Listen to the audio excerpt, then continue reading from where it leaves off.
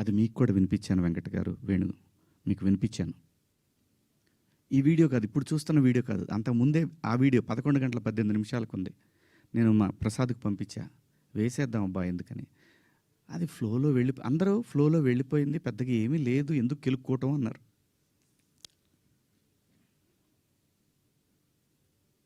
So కర్మ ఎలా కాలిందో తెలీదు, కర్మ ఎవరిని వదిలిపెట్టదు. అలా ఆ సందర్భంలో నేను వాడిన 2 పదాలు తప్ప నేను గమనించానండి. నైటు 11 o'clock తర్వాత 12 తర్వాత మీరు చూసుకోండి, 12:01 తర్వాత కొన్ని ట్వీట్లు వెళ్తూ ఉన్నాయి. ఎవరికి ట్యాగ్ అవుతూ ఉన్నాయి? నాకు నిద్ర లేదు, పేర్లు కూడా గుర్తురాట్లా.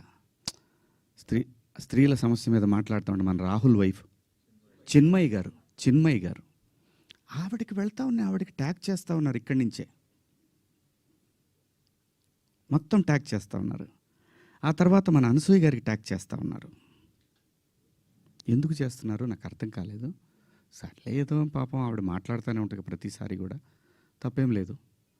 నా తరఫు నుంచి 2 పదాలు దొరికినాయి కాబట్టి ఐ హ్యావ్ టు బేర్. ఏదైనా బేర్ చేయాల్సిందే. మనం దాన్ని ఓట్రిచ్చి కొట్టినా దానివల్ల ఏం ప్రయోజనం లేదు. ఎందుకంటే తప్పు నా వైపు ఉంది కాబట్టి నేను సర్దుకొని వెళ్ళాలి, తప్పదు.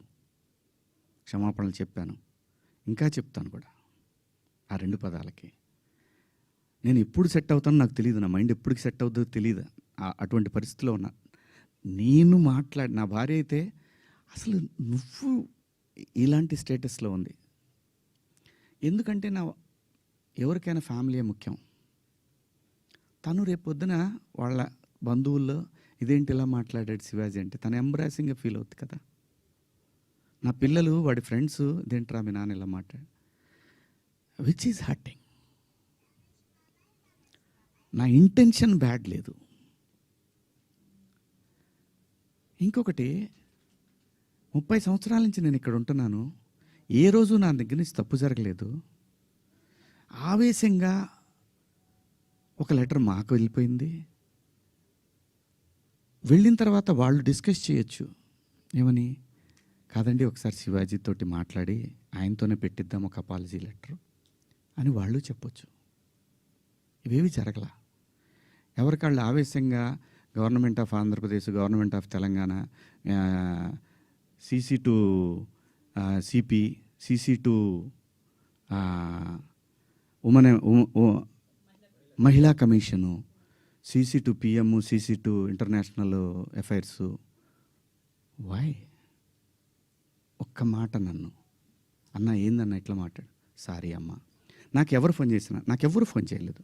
ఒక సుప్రియ గారు సాయంత్రం ఫోన్ చేస్తే, అయ్యో శివాజీ గారు ఏంటి, సారీ అమ్మా నేను పొరపాటున 2 పదాలు దొరికినాయి. అవునండి, ఐఎమ్ కంప్లీట్లీ రిగ్రెటింగ్గానే ఉందమ్మా, ఐఎమ్ వెరీ సారీ.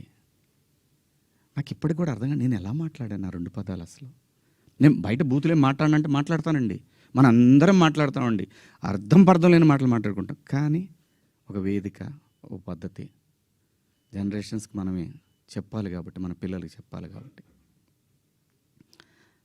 ఆవిడ సరే అండి పెట్టేసేయండి అయిపోయింది. నేను ఇచ్చేసాను, అప్పటికే నేను పంపించేశానమ్మా అప్పుడే.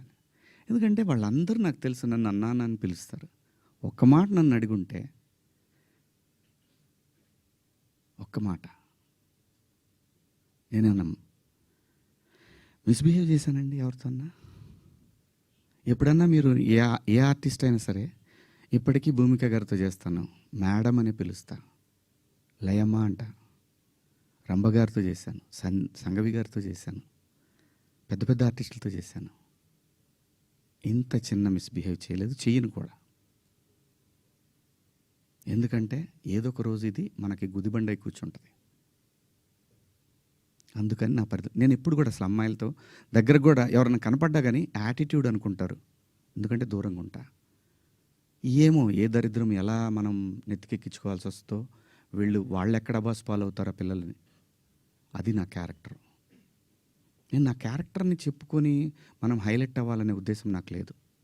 జరిగిన తప్పుని నేను ఎక్స్ప్లెనేషన్ ఇవ్వాల్సిన బాధ్యత నా మీద ఉంది. మీ అందరి దగ్గరికి వచ్చి అలాగే చూస్తున్న వాళ్ళ ప్రేక్షకులకు కూడా చెప్పాల్సింది. కానీ నిన్న మీరందరూ పెట్టారు. మీరందరూ లైవ్‌లు పెట్టారు. ప్రజల స్పందన మీరు చూశారు. అంతర్మాత్రం చేత నాకు సపోర్ట్ ఉంది నేను చెప్పట్లేదు. ఉన్నా సరే నేను మాట్లాడింది తప్పు. ఇది చాలా దూరం క్యారీ ఫార్వర్డ్ చేస్తాం. ఇంకో హీరోని అడుగుతారు, ఇలా అన్నాడు శివాజీ అని. క్షమాపణ చెప్పాడు కదయ్యా అని అంటారు.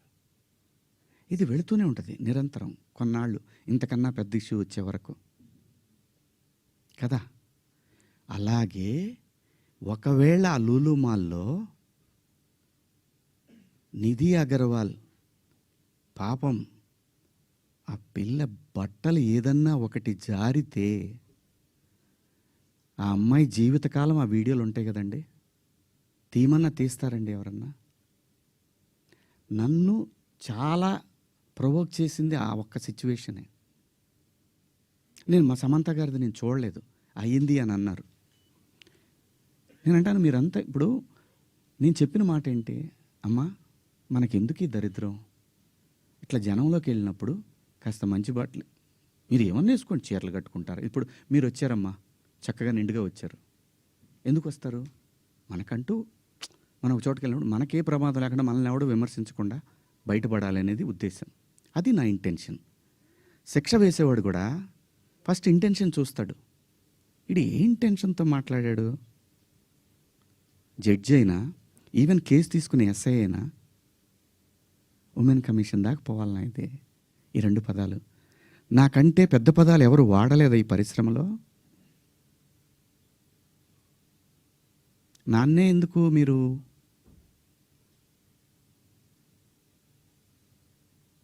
ఎందుకు నేనేం చేశాను? అమరావతి రైతులు ఆడవాళ్ళ మీద బూటు కాలేసి తొక్కినప్పుడు నేను మాట్లాడా, నేను నిలబడ్డా, ఎన్నో సందర్భాల్లో నిలబడ్డా. జంజీ కోసం ఫైట్ చేశాను నేను. రాబోయే తరాలైరా ఇవన్నీ, మీరు తినేస్తారేంట్రా అని అడిగాను నాయకుల్ని.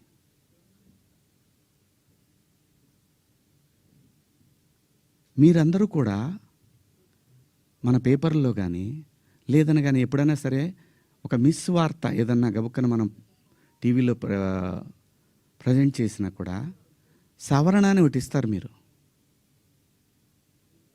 మనుషులు, మనం సమర్థించుకోవట్లా, పొరపాటు జరిగింది అని చెప్తున్నాను నేను. దానికి మీరందరికన్నా కూడా ఎంత ఇది ఉందో కానీ నేను ఎప్పటికి సెట్ అవుతానో నాకు తెలియదు. నా వేదన అంతా ఆ చిన్మయ్య గారి దగ్గర నుంచి అలా అలా అలా అలా అలా అలా వెళ్ళి ఉమెన్ కమిషన్కి వెళ్ళిపోయి వాళ్ళు నాకు మెసేజ్ పెట్టి నువ్వు 27వ తారీఖు మా దగ్గర అటెండ్ కావాలి అని.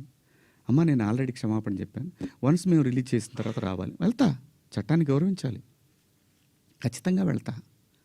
వెళ్ళి ఒక అపాలజీ లెటర్ ఇస్తా, నాకేం ప్రాబ్లం లేదు, నేనేం సిగ్గుపడను. నేను తప్పు చేసినప్పుడు క్షమాపణ చెప్పడంలో తప్పేముంది? ఏమీ తప్పు లేదు. ఇష్టం వచ్చినట్టు మాట్లాడుకుంటున్నారు. ఒక బార్కి వెళ్తే డ్రెస్ కోడ్ ఉంటుందండి, ఒక పబ్కి వెళ్తే డ్రెస్ కోడ్ ఉంటుంది. షూ లేకుండా లోపలికి రానీడు. కొన్ని పబ్బుల్లో అయితే గర్ల్ ఫ్రెండ్ లేకుండా రానీడు. నేనేమన్నాను?